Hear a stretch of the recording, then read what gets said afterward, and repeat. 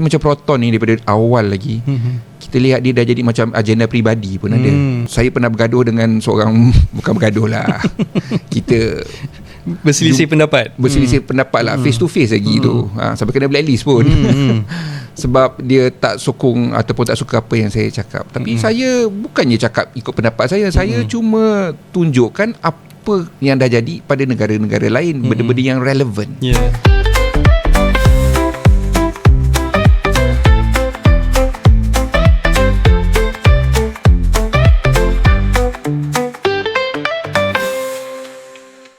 Okay, bismillahirrahmanirrahim. Assalamualaikum warahmatullahi wabarakatuh.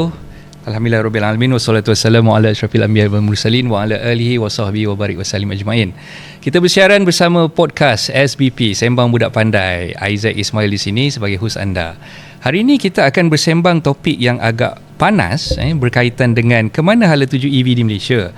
Dan untuk mengupas topik tersebut, kalau saya nak sembang pasal EV ni, mungkin saya bukanlah orang yang ahlinya. Jadi kita kena panggil lah rakan saya untuk mengupas berkaitan dengan topik ke mana hala tuju EV di Malaysia ni. Dan sudah tentulah orang yang saya jemput adalah orang yang layak dan memang dah lama dalam industri sebenarnya lah, industri otomotif khususnya. Okay, tapi sebelum saya nak bawa rakan saya ni keluar ke kamera, saya nak bagi sedikit sinopsis lah apa yang akan kita bincangkan pada hari ini. Seperti mana yang tuan-tuan dan puan sedia maklum rakan-rakan yang mungkin ada niat nak membeli kereta EV kebanyakan daripada kita sekarang ni mungkin masih lagi dalam dilema, adakah EV ni sesuai diguna pakai. Ada isu-isu berbangkit berkaitan dengan polisi yang ditetapkan oleh Kementerian MITI dan dalam masa yang sama juga dari segi infrastrukturnya kenderaan EV ni kita perlu charge dan kita dengar kebanyakan daripada pengguna EV yang ada kat luar sana kalau misal kata mereka pulang ke kampung dekat kawasan kampung suburban ataupun rural areas ni kebanyakan kawasan-kawasan ni agak terhad lah fasiliti untuk mengecas. Jadi betul ke retorik tersebut ataupun adakah ini lebih kepada satu cara untuk menakut-nakutkan mereka yang nak pakai kereta EV, nak menukar daripada ICE kepada EV tu mereka terhencut ataupun terhenti untuk meneruskan hasrat mereka memakai kereta EV tersebut.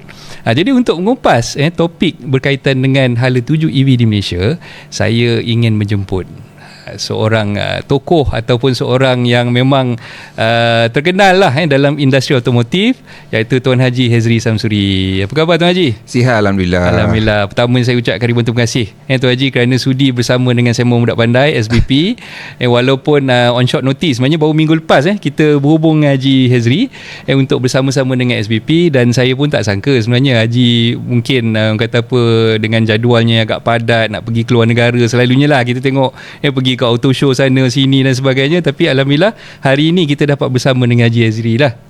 Okey, mula-mula sebelum kita nak bercerita tentang industri otomotif ni, okey, biasanya kita akan singkap sikit latar belakang podcaster yang ada lah. Okey, so kalau tak keberatan lah, mungkin Haji boleh kongsikan daripada perspektif Haji sebagai seorang pengulas ataupun penganalisa industri otomotif. Sebelum menjadi seorang pengulas ataupun penganalisa industri otomotif ni, apa sebenarnya yang Haji buat? Saya by education, saya ni BEd TESOL. Sepatutnya jadi cikgu sekolah. Okey. Tapi tak kenapa tak dapat posting. So saya pun kerja lain. Saya mengajar juga tapi lecturer lah di sebuah college di Kuantan. Tapi sebenarnya orang kata apa, career saya lah when it comes to automotive reporting ataupun wartawan permotoran ini, sebenarnya dia bermula awal sebab saya memang minat kereta. Arwah abah pun minat, family kita orang memang minat kereta. Cuma saya zaman tu, saya di Kuantan, membesar di Kuantan, kita zaman tu internet mana ada. TV3 pun tak ada. Ada RTM 1, RTM 2. So saya suka membaca. So memang saya ni nak kata kaki buku 100% tak juga, tapi saya akan pergi ke perpustakaan awam di Kuantan untuk membaca. Dan saya memang suka baca periodicals, itu majalah-majalah majalah kereta dengan motor lah. So saya mula menulis sebenarnya sangat awal, masa sekolah menengah. Dulu kita ada letter to editor kan. Pernah keluar Reader's Digest masa saya sekolah menengah. And then saya hantar ke magazine-magazine di US pun pernah dipublishkan juga, sebab dia orang pun cakap Malaysia ni kat mana kan. So they got intrigued and so they publish my letter. Tapi secara part time masa saya belajar di universiti, saya bantu majalah motosikal roda-roda untuk jadi translator, dan juga saya lukis kartun. Jadi saya memang suka menulis lah. So lepas tu saya masih lagi menulis. Saya hantar pendapat saya ke surat khabar, dan zaman tu kalau surat khabar pasal kereta ni satu je lah kita ada, New Sunday Times lah, NST lah. Dan saya selalu hantar. Tapi bila saya dah grad, saya memang kerja lain lah. Saya buat saya ialah handle content untuk Telehealth Project Malaysia. Tapi lepas tu bila NST panggil, saya ubah hidup saya terus. I started from zero lah, turun jadi reporter lah. Dan daripada situ saya sampai ke sekarang lah, alhamdulillah saya bertahan lah. Saya kenal Haji, saya ingat sekitar 2007-2008 macam tu lah. So masa tu kebetulan saya membuka sebuah tadika QDs lah di Taman Taming Jaya masa tu. Dan perkenalan kita ni secara tak sengaja lah sebenarnya kan, bila Haji hantar anak ke situ. Dan kebetulan masa tu tadika saya tu ada dua, satu lagi di Putrajaya, dan Haji pernah bertanya dengan saya, nak tak kita buat coverage untuk kereta. Masa tu saya pakai Peugeot 407 407, dan tadika saya tu ada sebuah van era Jinbei, dan masa tu memang saya pun tak tahu macam mana saya boleh beli era Jinbei tu. Mungkin sebab harganya agak murah kan, untuk transport anak-anak QDs tu pergi ke rumah masing-masing lah, menghantar mereka dan sebagainya lah. Jadi dua artikel yang Haji dah tolong publishkan di NST, terima kasih banyak kerana daripada artikel tersebut saya masih simpan lagi keratannya. Saya baru terdetik hati lah untuk mendalami ataupun membaca berkaitan dengan otomotif dan sebagainya. Jadi secara tak langsung bila artikel tu dipublish, orang pun tahu tentang Peugeot 407 dan juga era Jinbei tu, dan saya sendiri pun banyak belajar daripada apa yang Haji tulis lah dalam CBT lah, khabar saya Car Bike and Trucks tu kan. Jadi tu yang bermulanya perkenalan antara saya dengan Haji lah ketika itu. Alright, bila kita singkap tentang industri otomotif negara ni kan, kita tak boleh lari daripada menceritakan tentang dasar otomotif nasional. Alright. So dasar otomotif nasional ni sebenarnya kalau kita singkap, benda tu dah berlaku sekian lama. Dengan wujudnya Proton selaku industri pertama lah kereta nasional kita, dan kemudian Perodua 2 lah. Jadi bila wujudnya dasar otomotif nasional ni kan, kita tengok memang daripada zaman dulu lagi lah, tahun 80-an ni dah lebih 40 tahun. So Proton sendiri pun kalau tak silap 85 baru keluar kan. Dan ketika itu sebenarnya wujud cara untuk kita kerajaan protect industri otomotif negara dengan cuba untuk memastikan Proton ni dapat bersaing dengan jenama-jenama daripada luar lah, terutamanya daripada Jepun lah ketika itu kan. Lepas tu masuk pula Perodua dalam industri sekitar tahun 90-an. Dan kita lihat bila adanya tongkat yang diberikan ni lah, tongkat yang diberikan oleh kerajaan, sedikit sebanyak dapat membantulah Proton dan juga Perodua berada pada tempatnya sekarang ni. Kalau kita tak cerita tentang tongkat tersebut, saya rasa mungkin agak lambat lagi lah mereka nak sampai ke tahap yang ada sekarang ni kan. Jadi pada pandangan Haji lah, tongkat yang ada tu memang perlu disediakan oleh kerajaan sampai sebegitu rupa, dan dalam masa yang sama, adakah tongkat tersebut masih lagi relevan sekarang ni? Mungkin Haji boleh bagi kupasan sikit tentang benda tu. Okey lah, ni kita cerita zaman dulu lah. 1980-an ni sebenarnya bukan Malaysia seorang saja yang ada hasrat untuk menggunakan industri otomotif untuk memacu ekonomi negara. Kalau kita tengok kan, memang pada zaman yang sama juga kita boleh tengok Korea juga memerlukan benda yang sama. Dan tongkat ini ataupun bantuan daripada kerajaan ni termasuklah daripada segi insentif cukai, ada yang bagi suntikan modal, dan yang paling selalu dibuat, yang paling kerap dibuat ialah market protection, iaitu pelindungan pasaran. So zaman itu pun kita boleh lihat betapa sebenarnya kalau kita tengok balik pun, Jepun pun sama juga. Dia nak pecah market Europe dengan US, macam mana dia buat apa semua itulah, dan memang ada bantuan daripada kerajaan. Cuma macam kita lihat, macam Korea memang ada bantuan daripada kerajaan mereka, tetapi saya rasa tak sampai 20 tahun pun.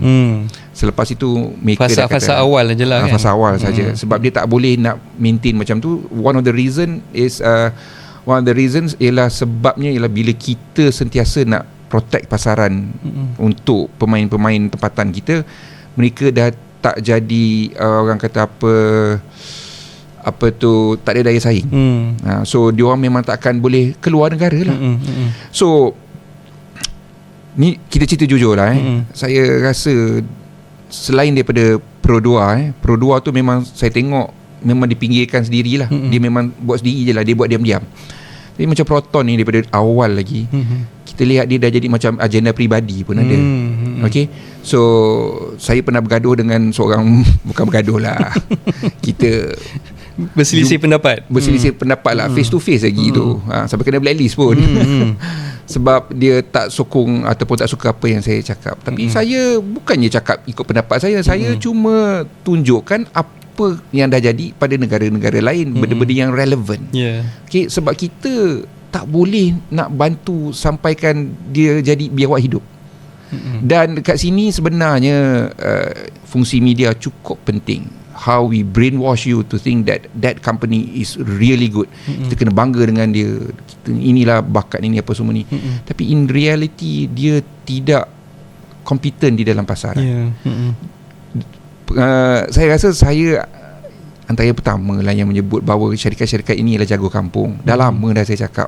Kita tak boleh biarkan dia cuma berjaya dekat sini saja. Dan media pun tak boleh lah sentiasa nak brainwash orang cakap dia berjaya dalam negara saja tak cukup. Sebab macam ni lah Izzat, negara kita ni tak besar. Kita ada berapa jumlah penduduk kita? 32 juta lah. 32 juta. And appetite ataupun selera kita untuk beli kenderaan ni dah melampau sangat. Kita ada motorization rate kita ni dah macam Jepun dah pun. Tetapi kita tidak ada exit untuk kenderaan lama. Dan loan kita sampai 9 tahun. So memang negara suka untuk orang beli kereta. Tetapi negara-negara lain dia dah nampak benda ni. Kalau kereta terlampau banyak, kita akan ada masalah lain. Pencemaran udara, traffic jam, penggunaan bahan api, subsidi bahan api. Okay? So benda-benda tu dah nampak. So diorang lebih tengok pada figure total production volume, bukannya total industry volume. Kita Malaysia duk cerita TIV berapa ratus ribu kita jual setahun. Orang lain dia duk cerita berapa kami hasilkan dalam negara, berapa kami eksport. So benda tu memang agensi kerajaan tak suka lah bila saya naikkan. Tapi saya cakap benda yang betul lah. Sebab sampai bila kita nak shock sendiri ni? Betul. So bila kita punya pasaran kecil, dia macam kita buka restoran. Kalau restoran kita ada 30 meja, banyak tu lah income kita. Sehebat mana pun kita, 30 meja tu lah. Tetapi kalau kita boleh export, and then pasaran kita terbuka. So itu yang kita nak. Tetapi kita ada daripada sejarah lah saya tengok ada juga bekas Perdana Menteri yang cakap negara luar ni jaki atau dengki dengan kita, dia tak nak ambil kereta kita apa semua. Ya, memang betul lah. Sebab antara perlindungan pasaran yang dibuat oleh negara-negara ialah homologasi. Homologasi ni datang dalam pelbagai jenis. Untuk Eropah, dia letak emission standard. If you want to sell your cars here, emission standard kena Euro 5 or Euro 6. Kalau enjin kau tak sampai level tu, then tak boleh lah nak jual. Ataupun keselamatan, macam kita ada UNECE regulation, so kena ikut standard-standard tu, piawaian tu semua negara ada. Okay, so Malaysia pun sama juga, kita pun ada. Kalau tidak, nanti kita akan ada kereta-kereta yang substandard. Ini pernah terjadi dulu. So bila kita cerita pasal kereta ni, ini ialah satu masalah juga. Sebabnya semua orang boleh bawa kereta, orang bawa kereta berpuluh-puluh tahun. Jadi diorang rasa diorang ialah pemandu yang baik sebab tak pernah aksiden, dan sebabkan dia dah pakai kereta lama, dia pun pakar kereta. Tetapi kereta ni, industri otomotif ini mempunyai supply chain yang cukup besar. Dia punya efek dia pada industri-industri lain cukup besar. So kerana itu ia dianggap salah satu industri terpenting untuk mana-mana negara. Dan dia ini sebenarnya ialah sebuah, Mak Saleh panggil sunset industry. Dia makin lama makin malap. Sebabnya akan muncul autonomous vehicle, teknologi baru.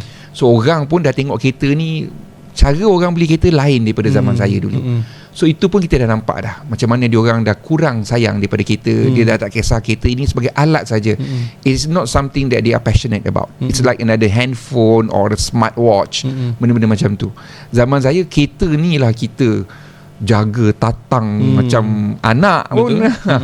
So corak pembelian berbeza dan kemudian kita ada masalah-masalah baru, contohnya macam harga bahan api dan kemudian globalisasi di mana kita dah ada satu kuasa baru iaitu China nak masuk. So ada banyak, dan China ni perangai dia lain daripada Jepun, Korea, Eropah apa semuanya. So banyak cabaran-cabaran baru. Jadi bila Haji cerita tentang cabaran yang kita terpaksa hadapi bila berhadapan dengan giant-giant dalam industri ni kan, tak boleh tidak kita kena fikirkan juga apa kesannya kepada rakyat marhain macam kita ni lah. Okay, contoh paling mudah sekali, kalau misal kata kita nak menggalakkan rakyat untuk membeli kenderaan yang berteknologi tinggi, so macam kita tahulah sekarang ni muncul EV sebagai contoh, EV dan dalam masa yang sama ada teknologi yang mungkin dulu kita tak pernah dengar pun, autonomous driving, yang semi autonomous lah sekarang ni kan, belum ada yang betul-betul fully autonomous lagi, dan juga yang tidak melibatkan kos yang terlalu tinggi untuk mereka belilah, sebabkan harganya yang mungkin lebih murah berbanding dengan kereta-kereta yang kita biasa dengar sebelum ni. Nak dapatkan teknologi yang macam tu kita kena bayar lebih daripada 100,000 kan.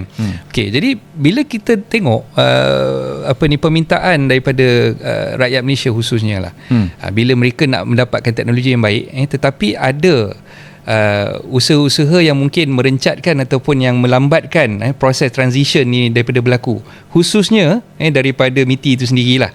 Bila mana mereka telah meletakkan sesuatu, orang kata syarat yang mungkin tak masuk akal, dan benda tu tak masuk akal tu satu hal, yang flip-flopnya pun satu hal juga. Hari ni cerita macam ni, itu tak berapa bulan selepas tu tukar pula polisi yang baru datang.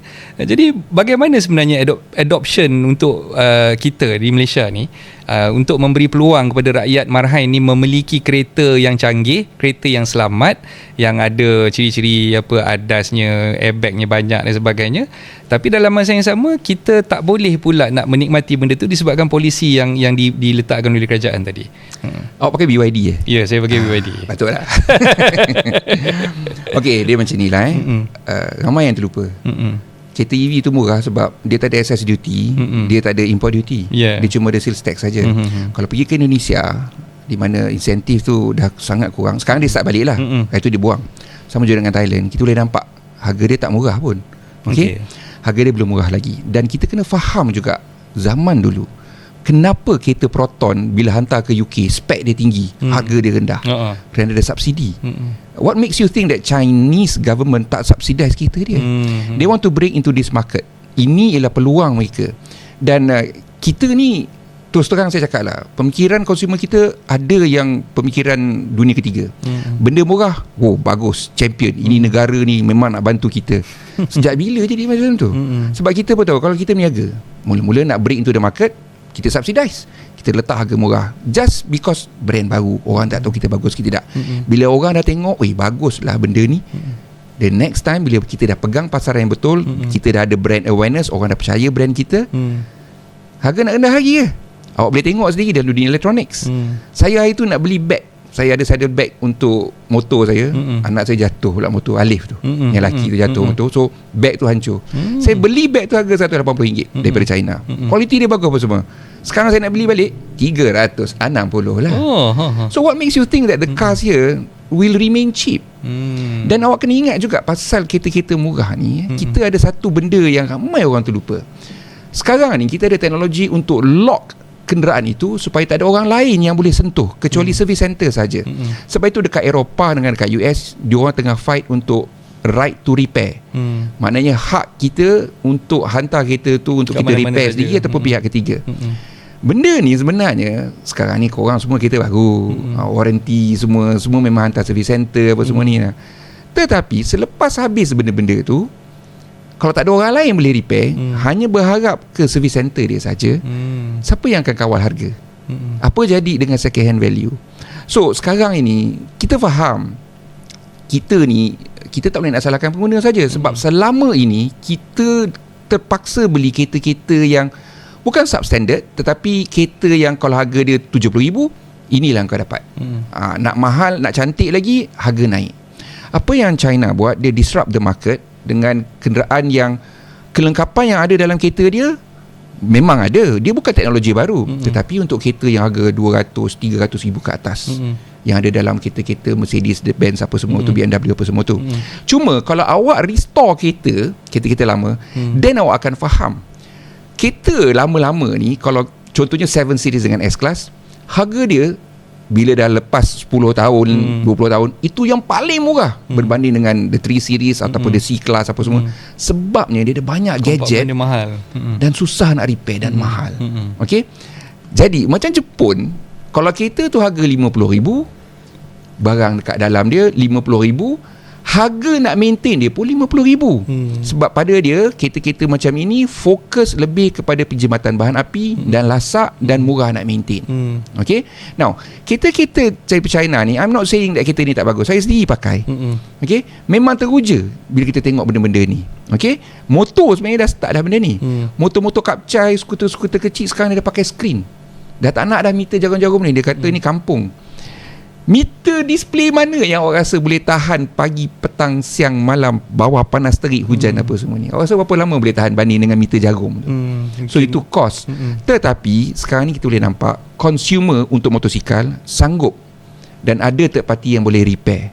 Okay, untuk kereta-kereta masih baru lagi, dekat luar tu pun when we talk about EV, tak ramai yang boleh repair EV. Sebabnya dia dah lock sistem-sistem ini. Bateri contohnya, memang betul kita boleh tukar bateri, kita boleh swap bateri, tetapi kalau third party, dia tak boleh nak break code tu, sistem kereta tak akan baca bateri tu, dia tak akan recognize bateri tu. Itu contoh.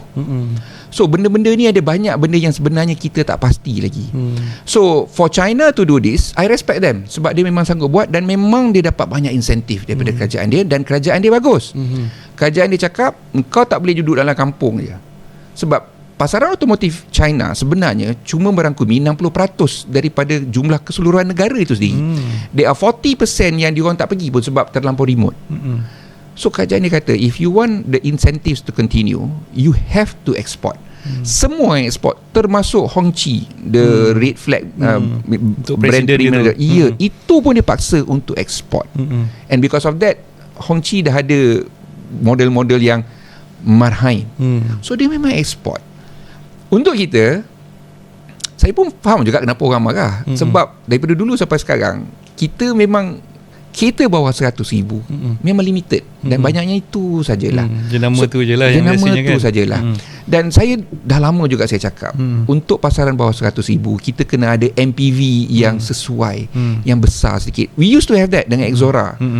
Tapi Exora tu pula Proton pergi buat hal, daripada enjin NA dia pergi masuk turbo, cost dah jadi tinggi, maintenance. So tapi dia orang nak hidup, nak berniaga, so fine, whatever. So sekarang ni kita adalah bawah 100,000, tetapi mereka ni semuanya kecil-kecil. So untuk mereka yang ada anak ramai, orang Melayu memang anak dia ramai, sebab kita percaya anak-anak ini ialah rezeki insya-Allah daripada Allah. So anak ramai, MPV yang kecil-kecil ni takkan muat. Okay, sebabnya dia nak MPV besar, dia orang nak pakai seat belt, dia nak pakai baby seat, ni semua sebab keselamatan. So dia orang belilah yang mana M40, T20, dia orang belilah yang mahal sikit, contohnya Velfire ataupun Kia Carnival, Hyundai Staria. Yang kenderaan besar ni pula yang lebih menjimatkan ialah kalau dia menggunakan diesel. Diesel dah mahal. Diesel dah mahal sebab perang, dan tak ada langsung subsidi, zero subsidi. Okay, so nak buat macam mana kan? So saya pun tak boleh nak gelak, sebab benda-benda ni bukan benda baru. Kami dah bercerita tentang bahayanya bahana subsidi ni dah berpuluh tahun dah. Dia hanya boleh berfungsi, subsidi bahan api ni hanya boleh berfungsi dengan baik sekiranya harga minyak stabil. Bila harga minyak tersedak macam sekarang ni, negara tak ada duit dah nak subsidi, nak bayar subsidi. So dia nak cekau duit mana? Balik-balik Petronas lah. Itu memang daripada dulu dah dia buat. So bila Petronas punya duit kena pakai, dan company itu pula dah tak jadi kompetitif. Duit-duit ini sepatutnya kita gunakan untuk pendidikan, hospital, untuk kan? kesihatan. Cuma tidak adil kalau subsidi itu ditarik serta-merta sebab kita semua tak ready, tak prepare. Macam apa yang terjadi sekarang untuk pengguna diesel. So inilah satu agenda yang perlu dilakukan dalam jangka masa yang panjang. Mungkin 10 tahun dan kita kena set goal post. Problem dia dekat sini ialah kerajaan kita, goal post dia maksimum 5 tahun sebab lepas tu dah pilihan raya. Itu pun kadang-kadang in between tu dia boleh U-turn balik, dia tarik balik. Dalam masa sekarang ni pun berapa kali U-turn tu. You nak tahu tak kenapa banyak reporter macam saya ni tak nak main politik? Sebab kita orang tak percaya kat dia orang. Kita orang ni memang kena cover dia orang apa semua. Kita cakap, hari tu kau cakap macam ni, baru lepas ni kau tukar balik. Kau apa yang kau naik? Lepas tu bila kita tanya lebih-lebih, kau nak kerja kat sini ke kau nak kerja tempat lain? Ini cerita jujur Ini cerita jujur. Saya cakap betul terang ni. Alhamdulillah kita ada media sosial. So media sosial kita bolehlah bercakap bebas sedikit. Jangan kurang ajar, jangan melampau, tapi kita cerita benda yang betul. Okay, fair and square. Mana betul kita puji, mana salah kita tegur. Unfortunately in social media juga ni kita ada cyber troopers yang berbayar. So orang duk tembak saya tu, itu normal. Itu normal. Tetapi Alhamdulillah orang Melayu lah terutamanya kan, yang mana yang berpendidikan apa semua ni, yang mana yang matang. Orang Melayu dikenali dalam pasaran sebagai silent readers. In social media realm they are called silent readers. They will read but they will not comment, no they will participate. Tapi dia akan baca dan dia akan make up their mind. So bila dia nak tunjukkan pendirian dia, ialah bila mengundi. So bahaya. Dia boleh swing. Dia ialah satu pasaran yang kita tak boleh nak baca. Dan Kareta sebenarnya diwujudkan untuk mereka. Untuk mereka saja. Sebab semasa Kareta sebelum Kareta wujud, that is back in 2016. Kareta wujud. Sebelum tu saya buat surat khabar untuk English, News East Times dengan berita harian. Berita harian saya buat BH Auto sebabnya saya tahu orang Melayu tak banyak punca informasi untuk otomotif. Mereka lebih percaya salesman kereta daripada mak bapak dia orang sendiri. Zaman tu lah. Salesman kata ni, itulah dia. So bila kita orang buat, kita berikan informasi. Dan bila kami start, kawan-kawan lain pun dah start aktif. Alhamdulillah, there are more content for the bahasa Malaysia readers to read. So dia orang akan jadi pembeli yang lebih matang. Itu yang kita nak. Okey, kalau Haji cerita, saya tertarik nak kupas sikit berkaitan dengan harga yang sengaja diletakkan murah di awalnya. Kemudian mungkin harga tu akan slowly dia akan tingkatkan, naikkan sikit-sikit dan sebagainya lah kan. Tapi kalau kita tengok dari segi julat harga yang ada lah macam sekarang ni, kalau kita tengok kereta-kereta yang baru masuk terutamanya daripada China kan, macam mana sebenarnya, kalau Haji kata tadi subsidi daripada government, dari kerajaan China tu sendiri yang menyebabkan kereta tu jadi murah kan. So kalau tengok dari segi long term segi long term, macam mana sebenarnya kereta-kereta ini ataupun syarikat-syarikat pengeluar kereta ini boleh mengekalkan dia punya harga yang sebegitu, ataupun mungkin mereka bila mereka dah masuk ke pasaran tertentu macam Malaysia contohnya, daripada situ dia akan kata apa, bila dah ada dia punya distributor lokal dan sebagainya, mereka terpaksa naikkan harga disebabkan tiada lagi subsidi daripada kerajaan di China tu. Jom. Awak tahu tak berapa lama kerajaan Korea support syarikat otomotif dia untuk pecahkan pasaran US saja? 10 tahun. 10 tahun. China ni satu negara yang besar, dan awak kena faham juga, selain daripada insentif daripada kerajaan dia orang, dia orang ni banyak company baru, dan dia orang yang jumlah penduduk punyalah ramai 3 bilion. Pernah tahu tak gaji dia orang berapa? Gaji dia orang tak tinggi sangat dia, dan cara dia orang jaga supply chain dia ni berbeza. Macam Jepun, vendor ni dia jaga, dia bantu, dia train, dia siap kirakan inilah jumlah untung kau, kita sama-sama naik. Okey, ini memang dah terbukti. Dan Jepun tak kisah pun nak berkongsi dengan ni. Kalau local vendor kepunyaan negara orang Bumiputera ataupun orang negara tu pun dia tak kisah. Dia tak perlu ada major shareholder pun. Dia boleh. CKD ni bukan satu benda baru. Benda dah lama. Dah lama dah. Dia boleh. Cuma key komponen, key technologies dia akan pegang lah. Macam apa yang jadi dengan Pro 2. Pro 2, kalau tak ada Pro 2, Daihatsu tu tutup. China lain kalau awak tak boleh supply dengan harga ini, dengan kualiti ni, out you go. Ada bersepah lagi orang lain nak. So orang sekarang ni nampak China ni perfect tau. Sebenarnya kalau you deep dive, kami yang dalam industri ni tahu betapa kejamnya diorang ni. Dan orang-orang diorang semua orang baru-baru. gaji kecil-kecil. Awak sanggup ke nak kerja dengan gaji yang kecil? So company-company lama, orang dah tua, gaji semua sebesar. Ini ialah masalah legacy, bukan otomotif saja. Banyak lagi masalah lain. Banyak lagi industri lain yang memang mengalami masalah yang sama. Pekerja dah lama, jadi gaji dah tinggi, overhead dia orang tinggi. Okey, sama juga macam banyak industri lain. Tapi untuk China, kebanyakan syarikat dia orang adalah syarikat baru. Tetapi kalau awak lihat syarikat-syarikat otomotif legacy mereka, dia slow sikit. Contohnya macam Chery, SAIC, Dongfeng, dia slow sikit. Yang naik cepat ni ialah yang baru-baru. Awak tahu tak, dekat Malaysia sendiri, hari ni saya save nama dia bawah company ni. 3 bulan depan tak semestinya dia company ni, dia pergi lompat tempat lain pula. Lagi 6 bulan dia pergi tempat lain pula. So tu macam mana? Dan kita tengok Proton sendirilah dengan kawan dia. Dulu dia janji apa? Malaysia jadi apa? Right hand drive punya hub. Jadi tak ada pun. Dah tu. Dia macam ni lah. Ini ialah satu benda psikologi lah. When we get good stuff, kita beli dengan harga yang murah, kita sayang betul, kita bangga, kita akan protect dia. Ini psikologi consumerism yang digunakan lah. So sebagai negara, kita tak boleh buat macam tu. Dan sebagai negara, sebagai kerajaan, kita kena jaga negara kita, kita kena jaga juga consumer. Shock sekarang, sakit nanti macam mana. Do you know how they do business here in Malaysia? Do you know why they have 3 banks here in Malaysia? Duit dia kalau boleh, dia buat bisnes kat sini, dia kalau boleh dia nak maximizekan duit dia balik semula ke sana. Dia tak ada spillover effect, dia nak kurangkan benda tu. Is that fair to a country? You want to make business here, you have to help us also. Don't you agree? Betul. Then what's the problem je? Cuma masalah yang saya tengok ialah syarikat otomotif legacy terlampau lambat nak bergerak. Sekarang ni disebabkan China sebagai disruptor, dia dah keluarkan benda-benda ini, contohnya screen-screen ni apa macam ni, itu dah jadi macam default. So syarikat kita lain pun kena keluarkan.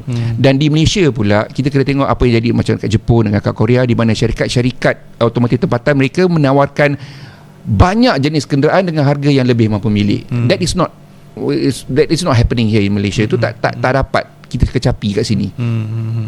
Cuma bila Proton dia dah kahwin dengan Geely je, baru kita dapat kereta bawah 100,000 yang canggih, ada turbo apa semua ni. Jepun ni, dia ni kadang-kadang dia degil, dia ketegang lah orang utara panggil lah. Sebab dia masih lagi berpegang dengan cara dia. Dia memang slow to react apa semua. Cuma sekarang ni kita nampak dia dah pelan-pelan, dia ada berubah. Nissan Serena yang sekarang ni saya tengok skrin dia pun saya tengok macam ada pun niat nak berubah kan. Tak adalah ni sangat. Tapi saya faham masalah dia. Honda itu, Presiden Honda ada cakap dia pergi melawat China dan dia tengok vendor-vendor kat sana dan dia kata susah lah macam ni. Susah kat sini ni bukannya pasal teknologi ke apa ke, tidak. Susah dia ialah cara China dia kawal vendor-vendor dia. Dan saya tak yakin Jepun boleh buat lah. Jepun dia okay, it is normal for a Japanese company, dia simpan vendor dia selama berpuluh-puluh tahun. Dia stick to them berpuluh tahun. Dia sama-sama menjadi satu family. Dia tak akan buang macam tu saja. Ni bukan dekat China. China ni yang saya risau, ni dah terjadi ya. Bila dia tukar vendor, komponen pun tak ada, spare part pun tak ada, sebab yang vendor baru tak nak buat ataupun spek dah bertukar. Dan export market ialah satu benda yang saya nampak dia masih lagi baru. Kecuali macam Chery dia dah lama. Sebab itu model dia yang dia export, model tu bertahan lama, 5 tahun baru tukar baru.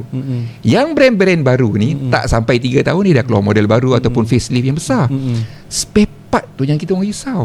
Sebab spare part yang akan menentukan kereta tu tahan lama ke tidak. Apa kita nak buat dengan kereta ni? Kalau kereta dah tak ada spare part selepas umur dia 10 tahun, sahih harga dia akan jatuh. So lepas tu, itulah saya cakap, loan 9 tahun ni dia makan tuan balik. Kalau loan kita pendek, dan kita boleh jual kereta lebih cepat. Loan yang panjang, kena pula kita ambil maksimum loan, susahlah kita nak ni balik. Dan ada orang kata resale value ni tak penting. Of course lah, dia tak kena lagi. Dia dah kena, nanti dia tahulah. Sebab kalau boleh kita nak upgrade kereta, so kita tak nak downgrade. So kalau macam second hand value dia bagus, then we can upgrade.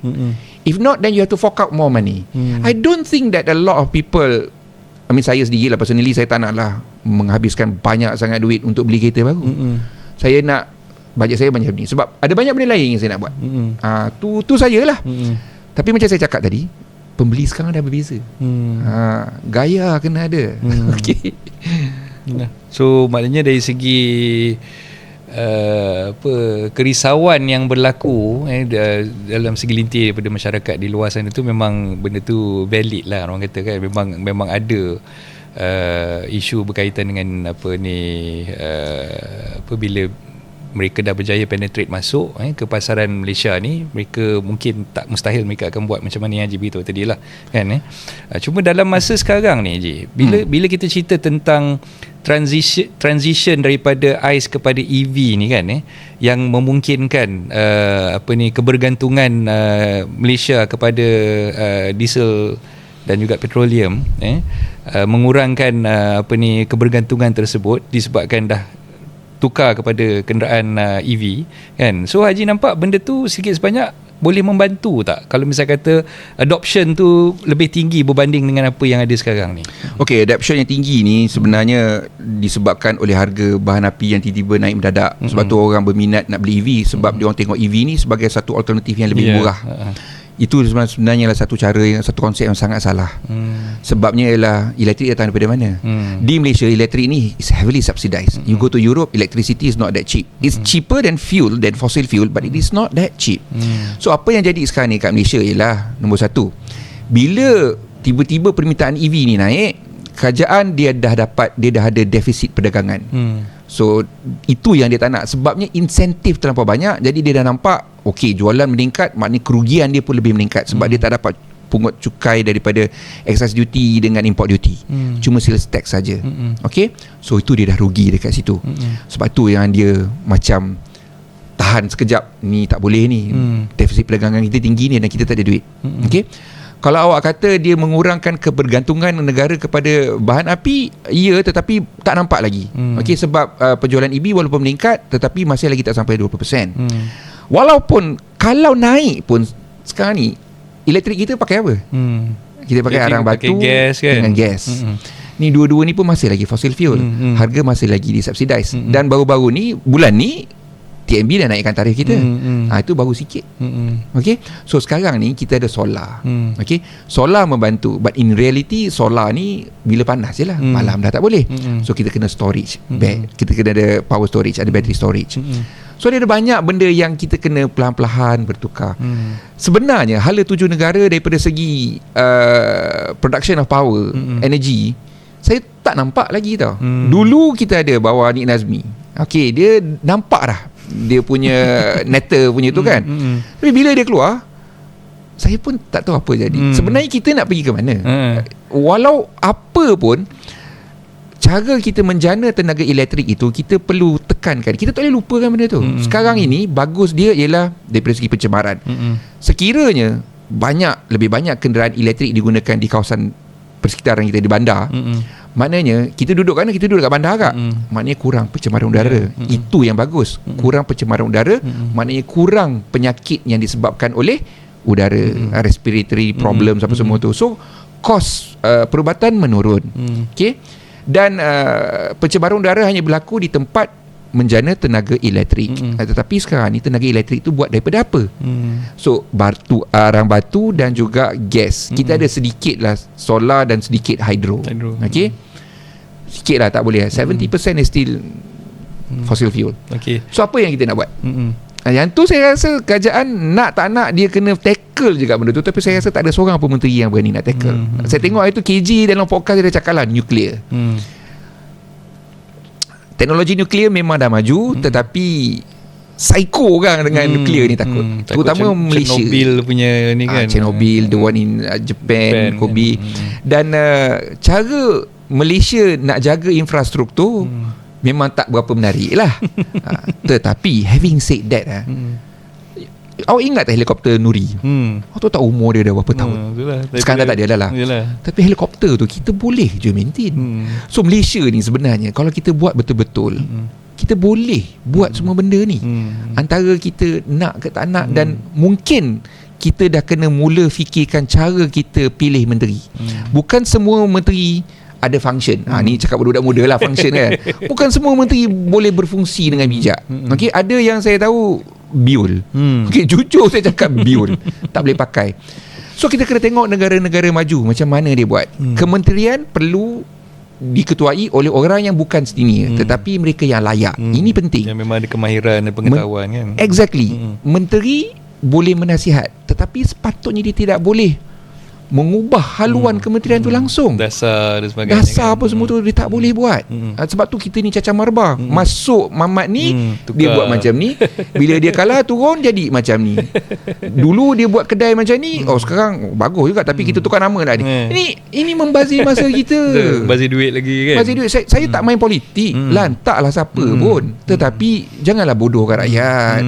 Itulah kan. Benda yang Haji cakap ni memang saya setuju. Daripada apa yang kita tengok, perancangan yang dah dibuat tu, sepatutnya bila tukar je bendera parti lain yang memerintah dan sebagainya, kalau benda tu bagus, teruskan kan. Tak payahlah kita nak ubah balik disebabkan kita nak nama kita di situ dan sebagainya kan. Jadi itu yang agak tak berapa cantik lah sekarang ni kan. Kemudian kita ada ketulusan. Yang ini pun satu lagi isu. Now selama ini insentif otomotif yang diberikan oleh MITI ni kita panggil customized incentive. So dulu saya ni selain daripada menulis, saya juga jadi consultant. Untuk agensi kerajaan ada, untuk syarikat pun ada, tapi untuk dunia otomotif lah. Cuma saya punya consultation ni banyaknya sebab saya jujur, saya cakap terus terang. You like it or not, you take it. Okay. So ketelusan ini penting. Dan dulu kita ada customized incentive. Yang ini ni yang sebenarnya ada masalah. Okay. Contoh saya bagi kenapa syarikat kenderaan nasional yang satu ni kita ada bridging program. Bridging program maknanya kita boleh bawa masuk CBU, import, nak test market sebelum kita habiskan duit untuk buat CKD. Sebab CKD ni kena keluarkan duit. Nak buat production line, nak train vendor, nak develop itu ini semua banyak, jutaan ringgit. Jadi sebelum kita habiskan tu, kita kena bawa masuk sikit dan tengok laku ke tidak.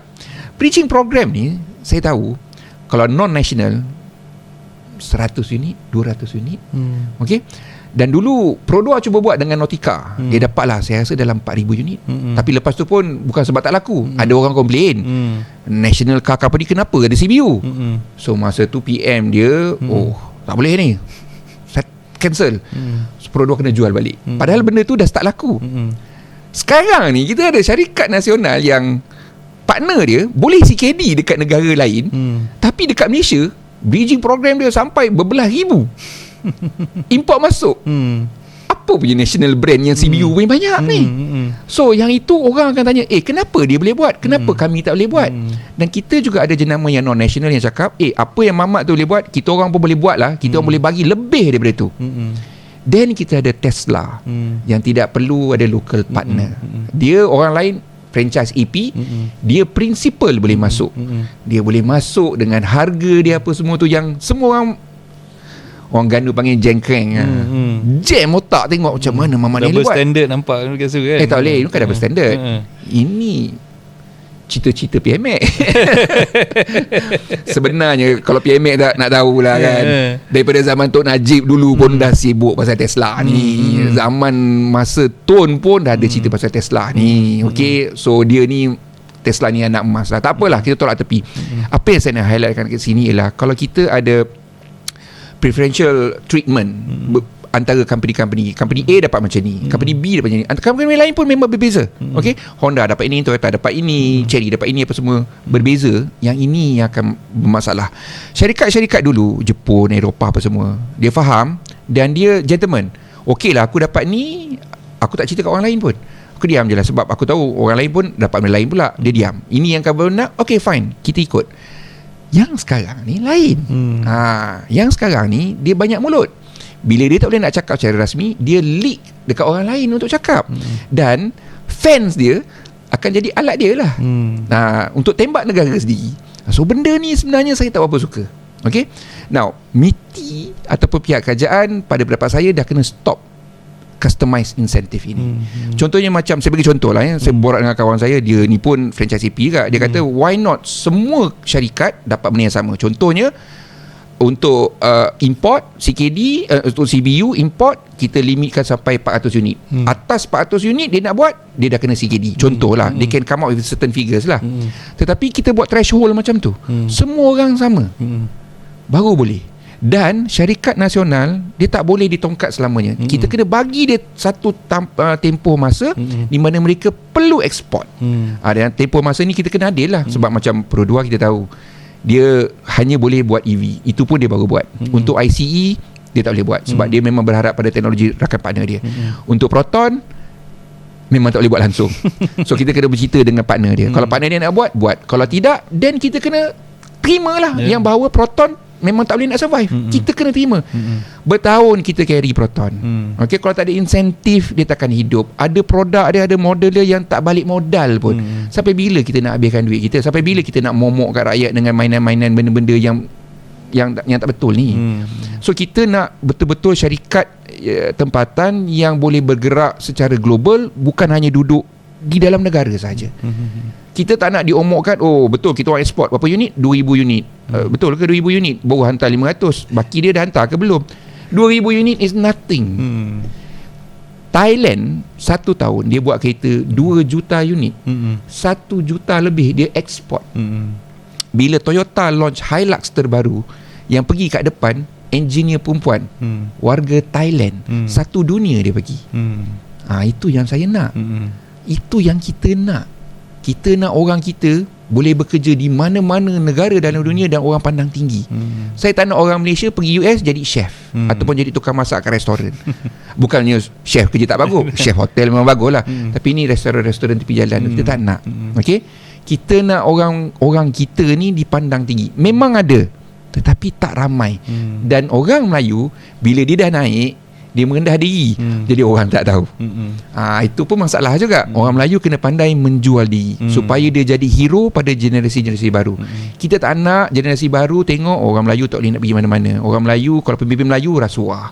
Kalau orang Melayu, kalau Islam berserban, ni tunggal agama. Kita tak nak benda-benda macam tu. Ini salah. Ini satu kerja media sebenarnya. Media kena bantu juga untuk tukar perception. There are a lot of successful Malays dekat luar negara itu. Itu yang Kereta tolong kita highlightkan mereka dalam dunia otomotif. This is what we do. Kita tak nak bila dia dah berjaya baru kita sanjung dia. Contohnya Datuk Azizul Hasni, our pocket rocket man. Dia dah lama dah. And Volkswagen Malaysia support dia pun dah lama. Kami pun bantu dia dah lama. Bila dia menang, dia naik kejap lagi senyap. Kita tak nak macam tu. So kita nak orang kita dapat tengok kita memang ada ramai hero-hero supaya anak-anak boleh berangan untuk jadi macam tu.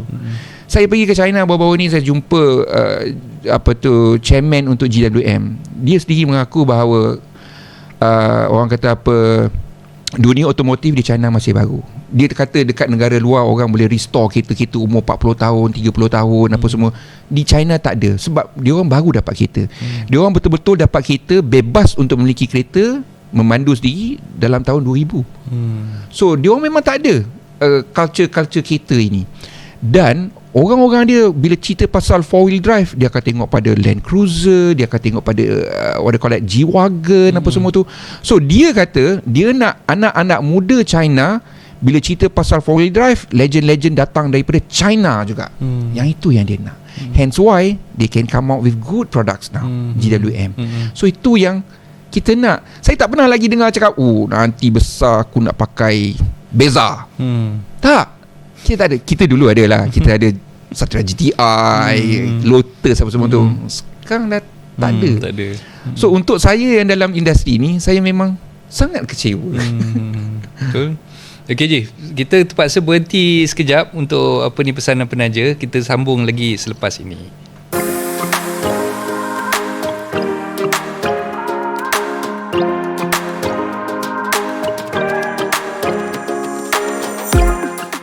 Siaran bersama saya Ismail, hos anda dalam SBP Sembang Budak Pandai. Sebelum kita berehat tadi, kita dah bersembang dengan Haji Hezri berkaitan dengan cerita-cerita yang kurang sedap didengar berkaitan dengan industri otomotif di Malaysia lah. Dan sekarang kita nak sambung bersembang bersama dengan Haji berkaitan dengan kita nak letakkan Malaysia ni sebenarnya di pasaran otomotif ASEAN ni, kalau nak dibandingkan dengan Indonesia dan juga Thailand, kat mana sebenarnya Malaysia sekarang ni berada?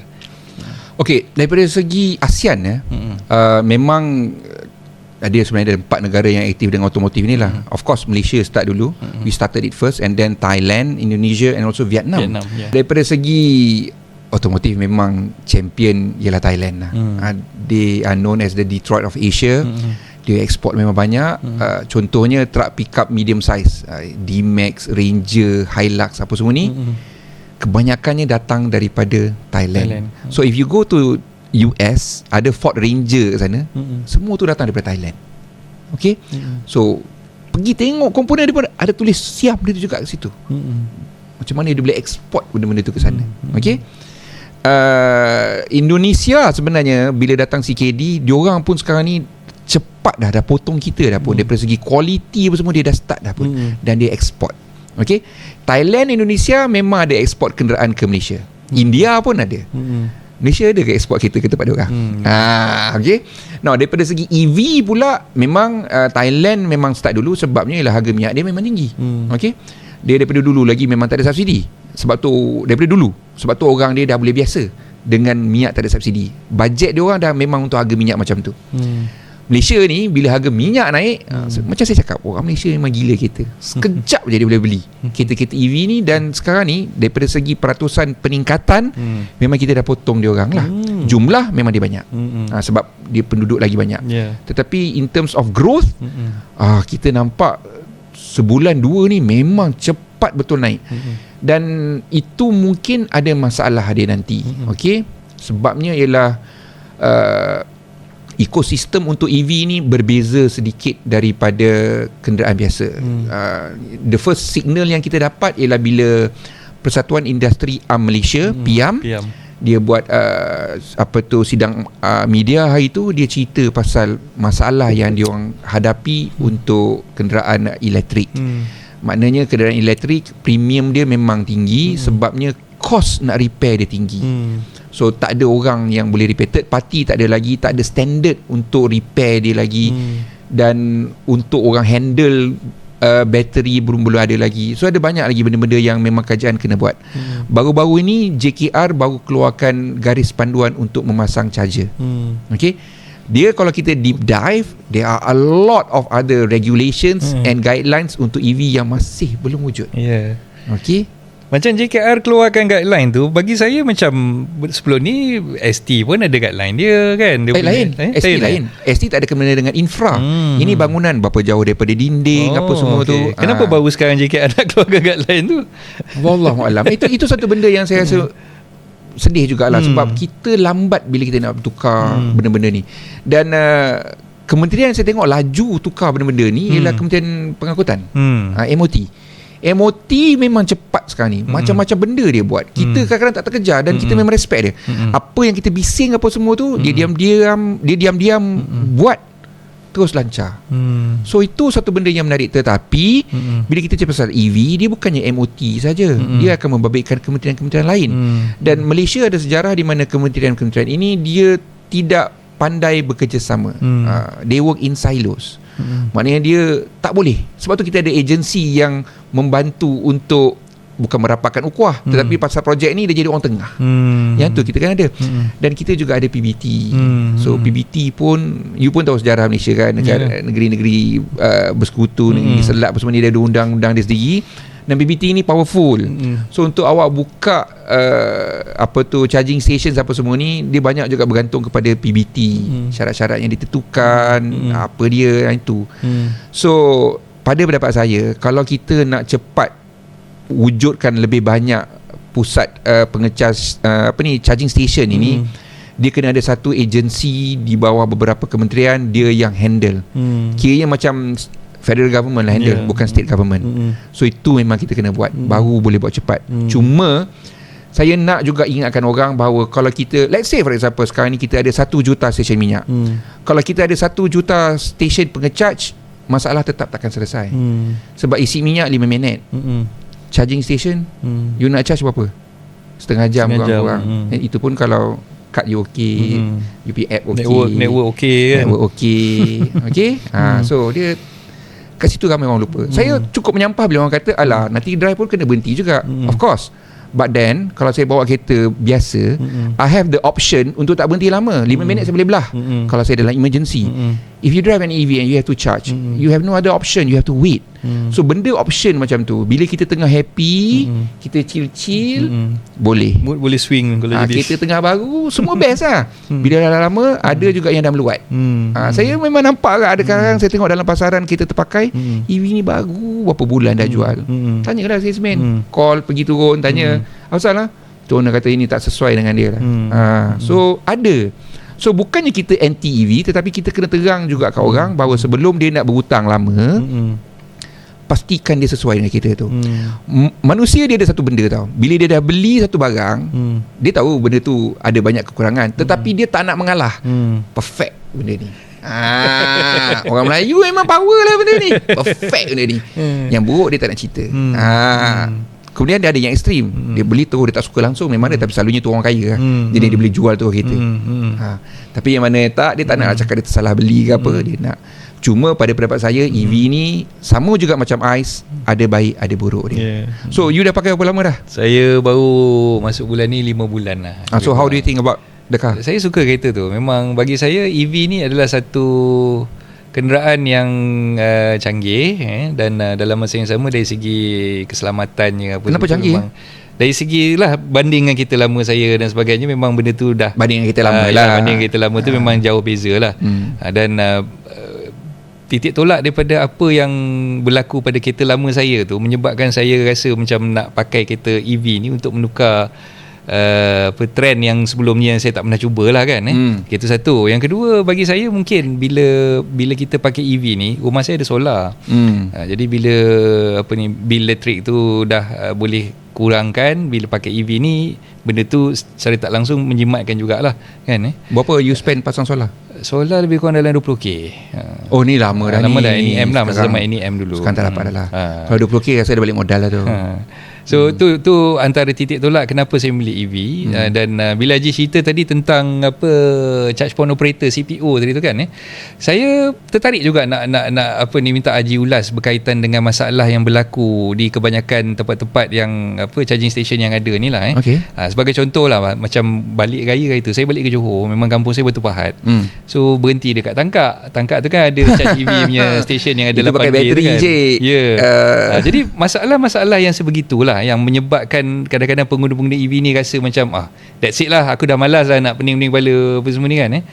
So mungkin itu yang menyebabkan dia rasa macam menyesal pula aku beli kereta EV ni kan. Jadi macam mana sebenarnya garis panduan yang diberi oleh pihak yang berkenaan, contoh ST dan sebagainya, untuk CPO ni membuka dia punya charging station, tapi dalam masa yang sama bila bateri yang ada dekat charging station tu tak boleh nak menampung dan sebagainya, menyebabkan banyak pengguna-pengguna yang tak boleh mengecas dan inilah. Jadi bagi saya, contohlah macam kalau katalah sekarang ni CPO yang ada ni dah diberikan garis panduan, you nak pasang, you kena ada berapa M dan sebagainya. Diorang dah tahu dah sebenarnya kan. Tapi dalam masa yang sama, kenapa nak kena buat charging bay banyak sedangkan charging bay yang ada tu tak boleh guna kan?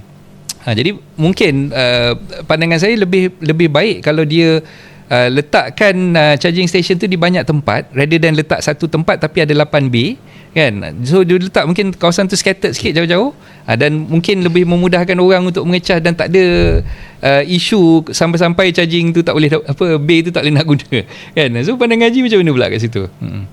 Selama awak pakai kereta kan, pernah awak terfikir tak yang stesen minyak tu down? Tak pernah. Kenapa? Memang kita rasa minyak sentiasa ada lah. Minyak dan pump dia pun berjalan kan. Kenapa? Mungkin sebabkan dari segi supply tu memang sentiasa ada, dan minyak tu yalah, kalau lain lah kalau macam sekarang ni kan, mungkin tanker tak boleh nak datang sebab minyak mahal dan sebagainya, jadi operator tu tak boleh nak beli dan sebagainya lah. Satu, stesen minyak ni dia ada undang-undang. Kalau dia kena sentiasa ada bekalan bahan api untuk 3 hari. Dan dia tak boleh down. Nanti ada orang, nanti syarikat minyak dia akan buat report. So they have to make sure that the system is up. Dia adalah satu ekosistem yang dah lengkap. Kemudian minyak datang daripada mana? Depo minyak lah kan. Depo lah. Elektrik datang daripada mana? Ada lori bawa tak? Tak ada. Tak ada kan. So macam mana elektrik tu datang? Kita guna kabel lah kan. Kabel-kabel ni siapa yang handle? TNB. TNB dia pun ada charging station dia sendiri kan. Elektron. Okay. Now contohnya lah kan, yang dekat tangkap tu kita panggil Battery Energy Storage System, BESS lah, BSS. Okay. Now untuk let's say tempat ni dia menggunakan let's say 10 megawatt. Okay. Maknanya tempat ni dah maksimum dah ni. Okay. Selalunya berlaku dekat RNR, dia dah maksimum dah. So bila nak ada DC charger ni besar, power dah tak cukup. So macam mana? TNB tak boleh main push lagi. Dia bukannya air nak tolak lagi lebih. Tak boleh. Dia kena ada transformer. Siapa nak tanggung kos transformer tu? So siapa yang nak tanggung? Sama juga macam kat tangkar tu. Memang power situ tak cukup. So dia kena ada satu lagi transformer. Siapa nak tanggung kos bina transformer ni? So buat masa sekarang ni TNB kata you nak buat, you kena buat lah. Dan transformer tu, rumah elektrik tu akan jadi milik TNB lah. Kira macam bukan sagu hati, tetapi macam mana kita nak cakap, memang dia akan operated and owned by TNB themselves. So ini bermaksud dia memerlukan modal yang besar. Okay, tetapi to be fair, dia tak stesen minyak biasa pun modal dia pun besar. Cuma ROI dia tu kita boleh nampak macam mana. Untuk stesen, untuk charging station, satu kereta duduk situ lebih lama, which means that you need more. Okay, charging ni pula ada macam-macam jenis protokol. Satu island ada 2 gun, let's say 100 kilowatt, bila 2 kereta dia jadi 50-50 lah.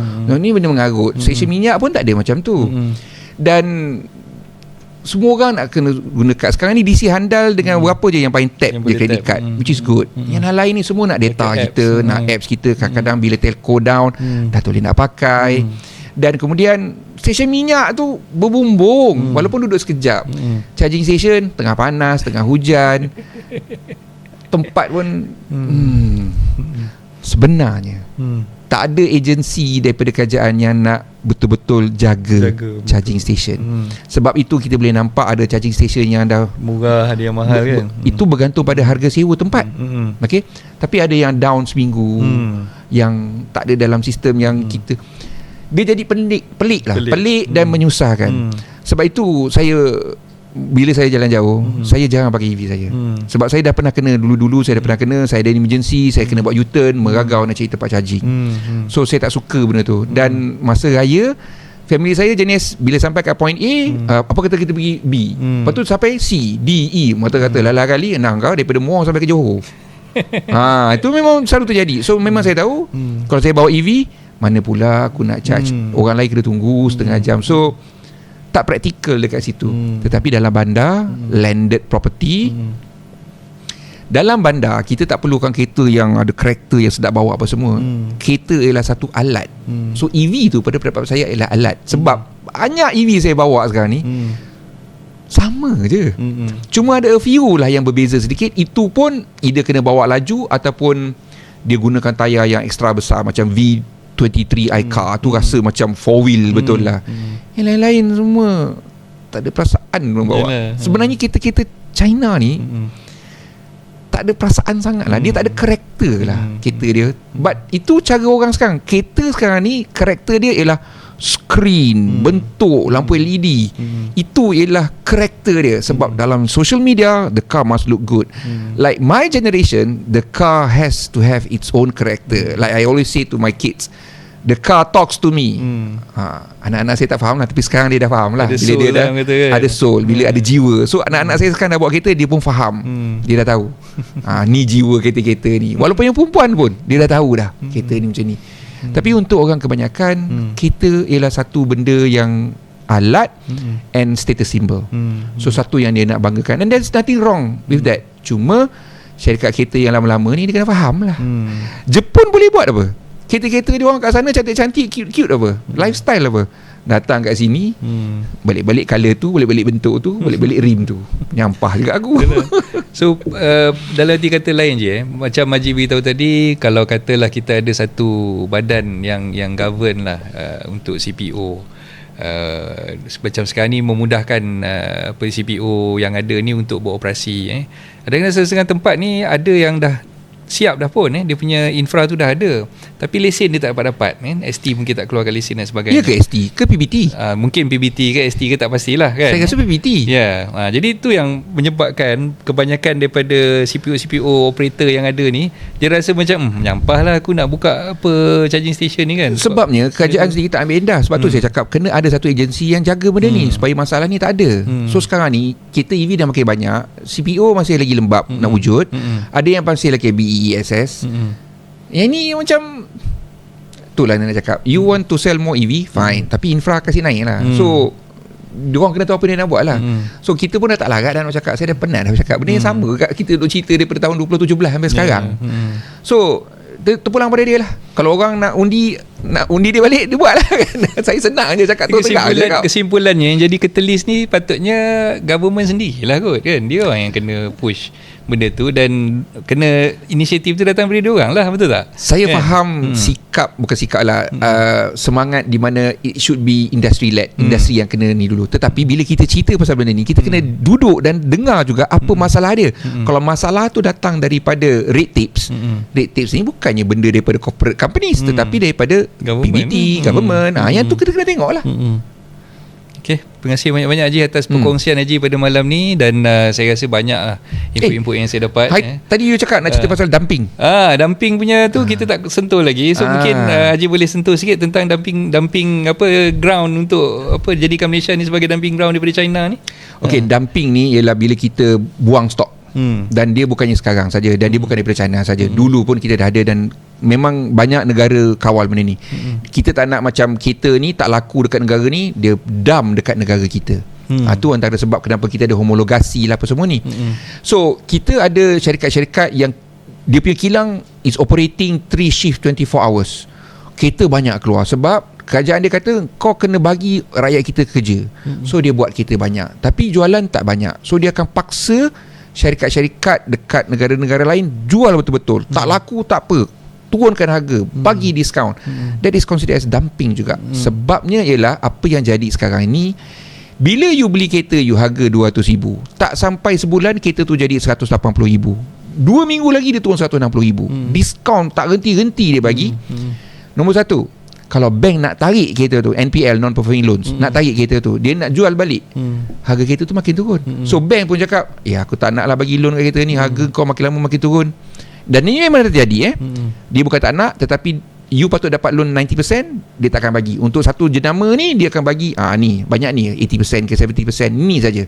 Kadang-kadang di interest rate pun dia tinggikan. Okey, tu satu. Nombor dua, insurance. Insurance pun cakap kalau kereta ni makin lama makin rendah, habis tu macam mana aku nak letak value kereta ni? Macam mana aku nak ni? Kita tak boleh ada benda macam ni. Dan consumer, siapa yang beli awal, rugilah. So benda ni kita tak nak. Dumping ni adalah satu benda yang kita tak nak, sebab kita tak nak jadi buangan orang.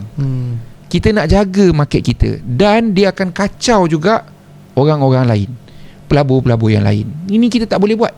Ini tak boleh buat. Memang pengguna akan happy. Siapa tak happy? Tetapi daripada jangka masa panjang, ini tak boleh. Untuk negara cukup berbahaya, untuk pelabur-pelabur berbahaya, untuk syarikat-syarikat tempatan juga, vendor-vendor, yang ni bahaya. So yang itu kita kena jagalah. So dumping ni dah memang terjadi dekat Thailand jadi, Indonesia jadi, Malaysia jadi. So kerajaan kena masuk dan kawal lah. When it happen in Thailand, kerajaan dia stop. Sama juga macam kat Malaysia, rakyat dia pun bising juga. Amin nak buat macam mana? Tetapi kalau tengok NPL rate dia tinggi tau. Sebab tu jualan dia macam tersedak sikit, dan kita Malaysia dah boleh lompat atas dia daripada segi jualan tahunan. So itu dumping. So dumping ni bukan rekaan, ialah satu benda yang dah lama jadi dan masih lagi terjadi. Dan kerajaan ada tanggungjawab untuk halang. Okey, tapi itulah bila berbalik kepada apa yang dah dibuat oleh MITI dan sebagainya ni kan. So kita tengok singkat baliklah daripada awal ketika mana MITI mengeluarkan kenyataan tak silap saya, kalau kira daripada awal tahun ni mungkin dah 3 kot kenyataan ke lebih daripada tu yang untuk dibuat tu kan, EV. Untuk EV ni saja kan. Saya rasa yang ramai orang marah sebab dia kata dia suruh eksport 80%. So, itu bukannya rasmi daripada MITI ataupun rasmi daripada BYD kan. Itu media, yang media laporkan lah. media pun yalah, ada 2 channel media bahasa Mandarin saja yang laporkan tu. So yang itu yang itu sebenarnya pada pendapat saya kan, saya rasa dia mungkin nak lepas geram ke satu company tapi orang lain pun kena. Sebab tu tak adil lah, tak logik lah nak 80% nak export. Basically nak jadikan Malaysia di hub lah. I think you can do that, but insentif dia kena banyak lah. Contohnya tanah you all boleh beli sendiri, ownership sendiri. Lepas tu tak perlu ada local partner. Lepas tu kita bagi free tax selama 10 tahun. Mungkin boleh lah kot. Tapi I don't think that will happen lah. Cuma saya rasa 80% tu saya rasa untuk 1-2 syarikat je kot. Bukan untuk semua kot, sebab it's quite impossible lah. Kita dalam masa yang sama sekarang ni, yang saya boleh simpulkan lah apa yang kita dah bincangkan tadi ni kan, kalau misalnya kata Malaysia nak bergerak ke arah negara yang apa, berdaya maju, compared to Thailand, compared to Indonesia dan sebagainya, terutamanya dalam penghasilan kereta-kereta yang boleh dieksport keluar negara macam Haji sebutkan tadi tu kan, tidak boleh tidak kita kena keluar daripada kepompong yang ada sekarang ni lah. Kan, so maknanya dasar otomotif nasional tu, tongkat yang diberikan kepada P1 dan P2 tu, dia kena slowly benda ni pun macam Haji kata, benda ni dah lama dah kita cerita benda ni kan, tapi dalam masa yang sama sekarang ni, kat mana yang sepatutnya diorang belajar daripada apa yang dah berlaku kan. So 40 tahun Proton dah wujud kan, yang Perodor pun lebih kurang 30 lebih tahun kan. So kat mana sebenarnya yang diorang perlu belajar di situ kan. Dan kita sebagai pengguna, saya sendiri pun bila saya dah beli kereta tu kan, saya mengharapkan satu peace of mind lah. Kita tak nak lah jadi macam hari ni kau cakap nak buka kilang kat sini, tiba-tiba tak jadi nak buka. Jadi kita yang dah terbeli kereta macam tu, apa pula kita punya tindakan yang kita perlu buat kan. So katalah ditakdirkan lepas tempoh warranty habis, macam yang pernah berlaku dulu, kita pernah cerita pasal Cherry yang bermasalah dulu sekejap, bercerai keluar daripada Malaysia, lepas tu masuk balik dan sebagainya. Jadi kita tak nak benda-benda macam tu berlaku lah kan. Dan bagi saya simple aja, bila katalah nak buat satu polisi tu, make sure polisi yang dibuat oleh kerajaan tu daripada mula sampai habis benda tu sama lah. Tak boleh lah hari ni cerita benda ni lain, lepas tu minggu depan lain, bulan depan cerita lain kan.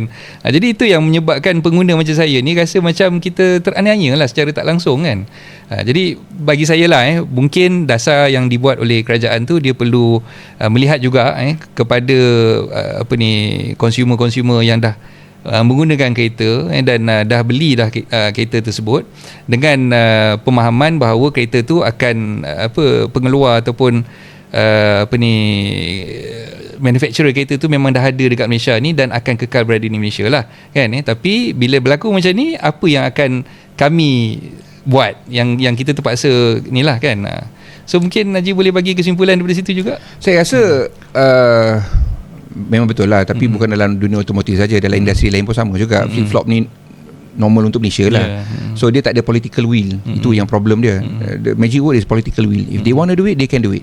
Cuma dia tak nak, dan dia tak nak kejayaan dia nanti dikongsi dengan pemimpin lain pula selepas dia tak nak. Ni memang kedekut, petir diri macam ni lah. So sebab tu kita kata ini tak jujur cara macam ni. Tetapi untuk pembeli, when you buy a car, kalau nak selamat, beli je lah jenama legacy. Bila you beli jenama baru, you dah tahu risiko-risiko ni tetap ada. Kenapa kita kena salahkan kerajaan juga? Yang tu saya tak faham. Bila kita beli kereta, kita dah fikir macam-macam. Macam saya beli kereta saya Xpeng, saya memang tahu saya ada risiko bahawa kereta ni mungkin lepas ni second value tak ada. And saya rasa okay, fine, kalau tak ada, then aku insyaAllah I can weather this. Saya boleh mampu kerugian ni. Macam saya beli Renault Zoe dulu, orang kata saya bodoh lah, apa lain lah. Fine lah. Tapi memang saya tahu, memang kalau saya tak boleh dijual pun, kereta tu ni pun tak apa, saya memang bersedia untuk lebur duit banyak tu. So when people buy a car, dia fikir jangka panjang ke jangka pendek? Tu saya nak tanya balik. So ni semua jenama-jenama baru, tak ada satu pun yang ada kilang lagi kat sini. Semua ada cerita-cerita saja di sini. So when you beli sesuatu yang berharga ratusan ribu, how deep does your research go? Berapa banyak yang kita kaji dan kita selidiki, kita fahami sebelum kita nak hamburkan duit beratus ribu? Yang tu saya nak tanya balik pada pengguna lah. Berapa banyak? Sebab macam saya, kalau saya nak beli barang mahal, memang saya baca dulu, sebab saya tak banyak duit.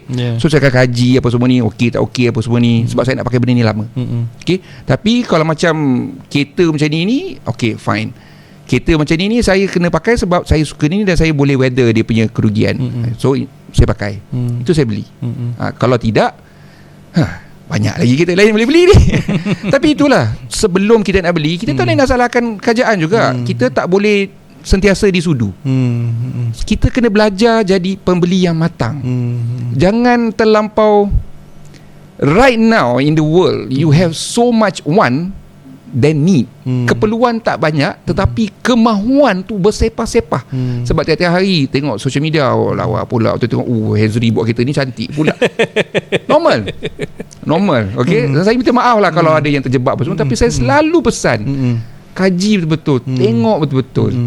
Awak tahu tak, saya ni cara saya hidup memang berdasarkan periklanan lah.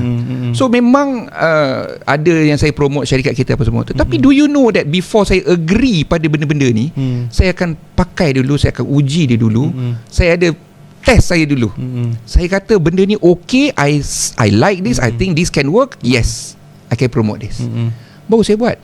Kalau setakat dia bagi saya satu produk dan saya tak sempat nak test, terus cerita benda best-best, itu bukan saya. Sebab kerja kita, kenapa saya nak kerja sendiri? Sebab saya nak jaga rezeki saya supaya dia 100% halal, insyaAllah. Dan kita pun bila bekerja, dan macam saya kuat bercakap, nanti bila mati ditanya apa yang saya bercakap ni betul ke tidak, apa saya nak jawab. So itu yang saya pentingkan tu. Yalah. Dia kena jujur. Sebab tu saya rasa macam kadang-kadang kita kena adil juga kepada kerajaan. Kita tak boleh harap kerajaan buat semua benda. So what I'm trying to say here is, rather than you focus more, the government focus on these industries and all, the first thing that they should focus is actually on education. Kita perlu kena ada education yang lebih bagus. Dan kalau kita kaji juga skala kemajuan pendidikan daripada segi STEM, kita dah ke belakang sangat berbanding dengan Vietnam apa semua ni. Ini satu benda yang mengejutkan. Kalau kita masih lagi risaukan, kereta ni macam ni, tetapi kita pendidikan kita tak tahu, then there's something wrong with the country lah. Itu yang fokus kita kat mana. Walaupun kerja saya jual kereta, promote kereta, saya sentiasa ingat pasal pendidikan. Agama nombor satu lah, okay? Pendidikan, kesihatan. Sebab kenderaan ni at the end of the day, it's a tool. Okay, at the end of the day, kereta-kereta yang best ni dia akan jadi macam racing horses, kuda lumba. Duduk dalam stable hujung minggu baru main. Kereta ni lambat laun dia akan jadi fully autonomous. Maknanya dia jalan sendiri. Kita tak perlu ada kereta. Kita minta, kita datang, ambil kereta, hantar, settle. Itu ialah masa depan. So to me, I mean, if you can afford it, buy nice cars. But if you cannot afford it, buy what you need. Tapi number one, safety. Okay, then you can talk about comfort lah, ni lah, apa semua tu lah. Tu bendanya sebenarnya.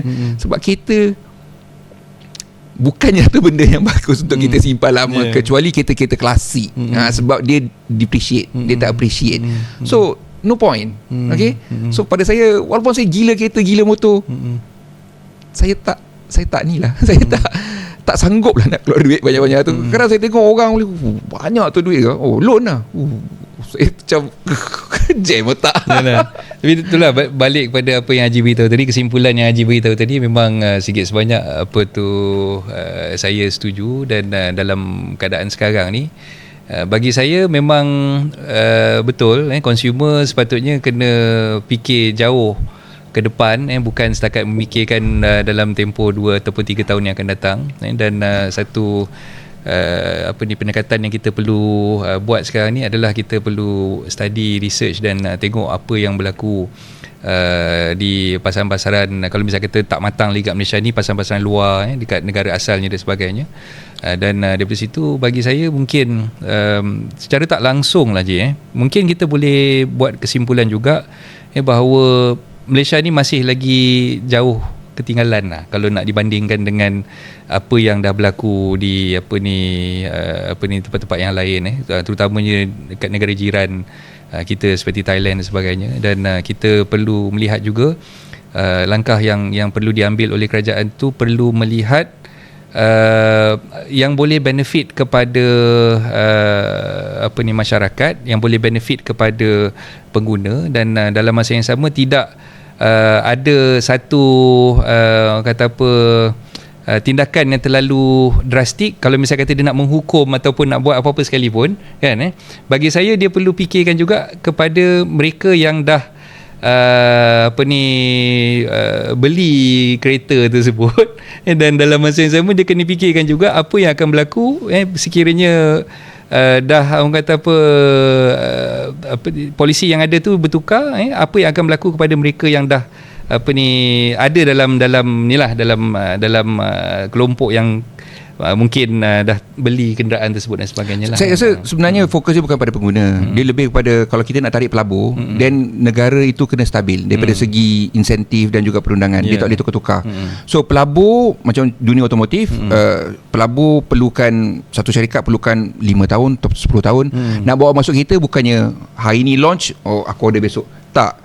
Nak launch kereta, sebelum dia launch kereta lagi, syarikat-syarikat dealer dah tahu dah. Dia dah plan. Dan dia akan cakap, okay, kereta ni boleh laku, aku nak 200 unit sebulan. So dia kena buat order tu sebelum kereta tu dipasang, sebelum dilancarkan lagi. So it takes time. So bila kita ada dasar yang berubah macam ni, syarikat kita tak boleh nak buat long term punya investment.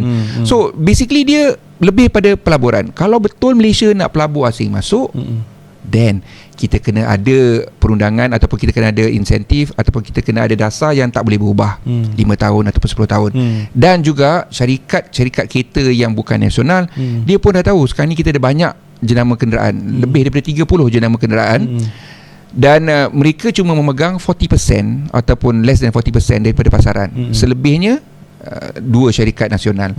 So kalau dua syarikat nasional ini dia buat kita lagi bagus, jual lagi murah, dia dah pegang 70 pasaran, yang 30 lebih syarikat ni nak berebut 30% saja. So does it make Malaysia sexy for a long term investment? Tak. So dekat situlah antara sebabnya saya suruh dia orang kena ekspor, sebab dia tak boleh nak kacau market sini. Malaysia at the end of the day, macam pasaran lain, dia kena open market. Baru semua orang boleh berniaga dengan ni. Kalau awak berniaga tetapi jiran awak dapat special tariff apa semua, sakit hati kan? Tak adil kan? Tak adil. Samalah dekat sini. So negara kita dah kena fikirkan balik bab ini. Sejauh manakah syarikat-syarikat nasional ini membantu, tetapi dalam masa yang sama kita tak naklah tanam dia terus dalam air. Dia pun kita kena adil dengan dia orang. Bagi dia orang masa untuk dia orang berkembang. Macam mana dia orang nak maju ke depan, sebab saya rasa Malaysia dalam dunia baru ini dah tak boleh lagi ada pasaran yang tertutup ataupun yang dijaga kepentingan setengah pihak saja. Dia kena ada open market system, tetapi dalam masa yang sama pro kepada local companies and investment. Yang tu dia kena ada. Itulah. Terima kasih Pak Haji atas masa yang telah diberikan. So lebih daripada sejam dah kita bersembang dalam ruang lingkup yang ada sekarang ni. Saya memang banyak yang saya belajar lah daripada apa yang Haji tekankan tadi tu. Dan saya harap pendengar-pendengar yang mungkin sedang menonton dan juga mendengar podcast ni dapat sesuatu yang bermanfaat daripada apa yang telah dikongsikan oleh Haji Azri tadi. Dan jangan sikit je kalau misalkan kata dijemput lagi sekali, mungkin ada rezeki, ada kelapangan tu, kita boleh panggil lagi lah kot lepas ni. InsyaAllah. Kita cerita topik-topik yang berlainan, berbeza pula selepas ni. InsyaAllah. Saya pun apa yang ada ni pun saya kongsi, sebab ilmu ni bukannya kita punya, dan kita kongsi sebab niat saya ialah lebih kepada supaya pengguna itu menjadi lebih matang. Okey. Terima kasih banyak-banyak. Dan insyaAllah kita akan bersama dengan ramai lagi tetamu-tamu dalam podcast SBP Sembang Muda Pandai selepas ini. Dan jangan lupa subscribe channel kita. Dan bagi anda yang mungkin baru menonton Sembang Muda Pandai, ini adalah platform untuk kita kumpulkan rakan-rakan terutamanya alumni daripada sekolah-sekolah Bak Semang Penuh dan juga sekolah-sekolah MRSM, sekolah harian dan sebagainya, untuk kita bersembang dan kita berkongsi pengalaman, berkongsi cerita berkaitan dengan pengalaman dan juga kerjaya masing-masing. Okey. Jadi terima kasih banyak-banyak Haji. Okey, insya-Allah kita jumpa lagi di siri yang akan datang. Assalamualaikum warahmatullahi taala wabarakatuh. Bye. Waalaikumsalam.